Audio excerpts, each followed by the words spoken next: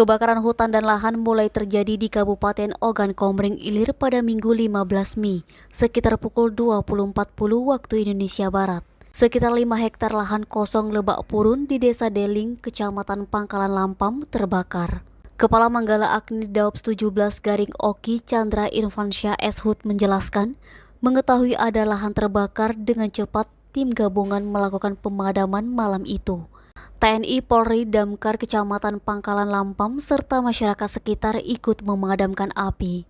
Kebakaran lahan terjadi pada malam hari disertai angin kencang sehingga membuat kebakaran cepat meluas. Baru sekitar pukul 3.00 waktu Indonesia Barat, api bisa dipadamkan dan saat masih menyisakan asap.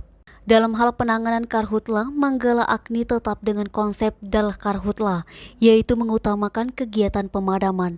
Lalu untuk patroli intensitasnya ditingkatkan kepada masyarakat khususnya yang tinggal di lokasi-lokasi rawan karhutla agar meningkatkan pengawasan kepada aset-aset pribadinya seperti kebun atau ternak yang dilepas liarkan.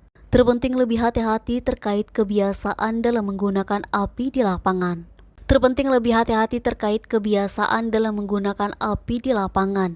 Dengan tidak meninggalkan api di lahan dan tidak membuang puntung rokok sembarangan. Niskia, Sumeko TV melaporkan.